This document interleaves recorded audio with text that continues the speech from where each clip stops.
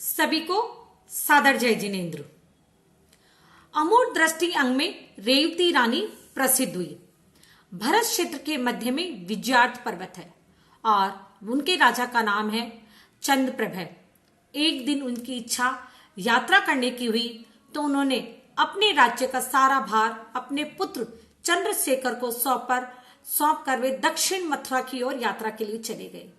वहां पर उनके दर्शन गुप्ताचार्य मुनिराज से हुए और उनने उनका धर्मोपदेश सुना और वे उनसे काफी प्रभावित हुए और उन्होंने उनकी सेवा शुश्रूषा की और उसके तत्पश्चात उन्होंने क्षुल्लक की दीक्षा ग्रहण कर ली। एक दिन उनकी इच्छा उत्तर मथुरा की यात्रा करने की हुई। चंद्र राजा जो कि क्षुल्लक बन चुके थे, उन्होंने मथुरा जाने की इच्छा गुप्ताचार्य के सामने प्रकट की और आज्ञा मांगी और वहां पर विद्यमान संघ के लिए कुछ संदेश देने के लिए कहा।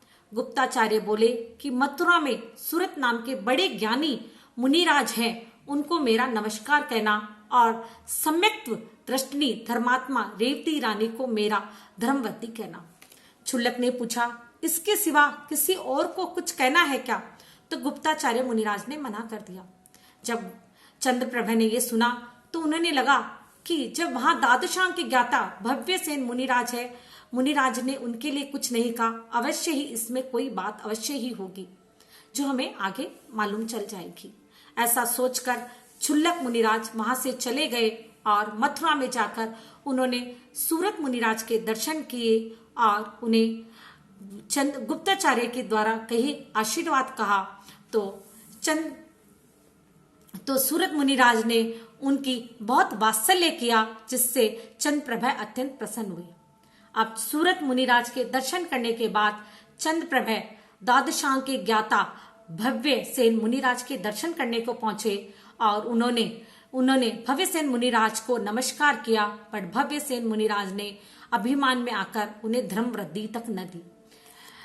भव्यसेन मुनिराज ने जब धर्म वृद्धि भी न दी, तब उन्होंने सोचा कि भव्यसेन मुनिराज नाम मात्र के भव्य ही है या कुछ और, तो वे वहीं रुक गए।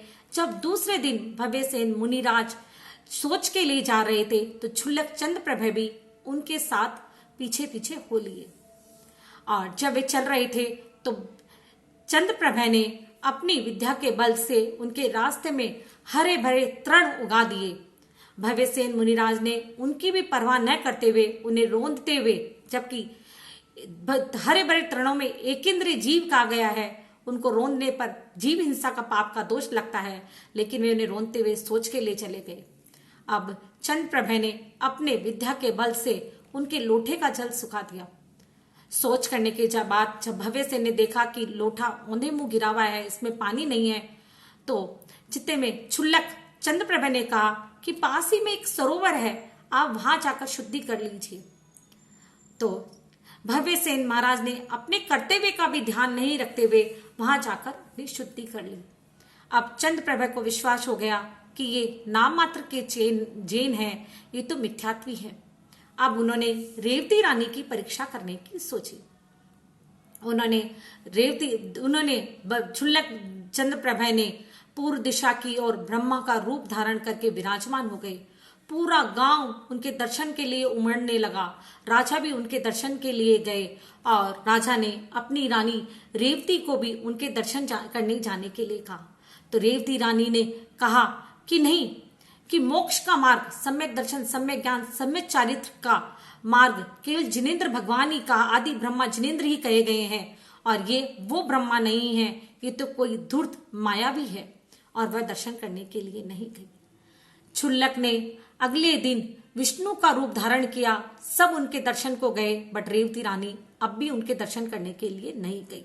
उसके बाद अगले दिन क्षुल्लक ने विष्णु का रूप धारण किया, तब भी रेवती रानी उनके दर्शन को न गई। उसके बाद तीसरे दिन शिव पार्वती का रूप धारण किया, पश्चिम दिशा की उन्होंने शोभा बढ़ाई, पर रेवती रानी अब भी उनके दर्शन करने को नहीं गई। अब चौथे दिन क्षुल्लक चंद्रप्रभ ने अपनी माया के बल से समोश रण की रचना की। तीर्थंकर भगवान प्रकट करे, गंधकुटी जैसा दृश्य बनाया, देखकर लोग दर्शन करने गए। राजा को अब विश्वास था कि रेवती रानी अब दर्शन करने जरूर जाएगी कि साक्षात तीर्थंकर भगवान प्रकट हुए हैं। उन्होंने रेवती रानी को दर्शन जाने के लिए कहा, तो रेवती रानी ने कहा कि इस पंचम काल में तीर्थंकर कैसे? भगवान ने इस भरत क्षेत्र में एक काल खंड में 24 तीर्थंकर ही बताए हैं और वे हो चुके हैं, तो ये 25वां तीर्थंकर कैसा?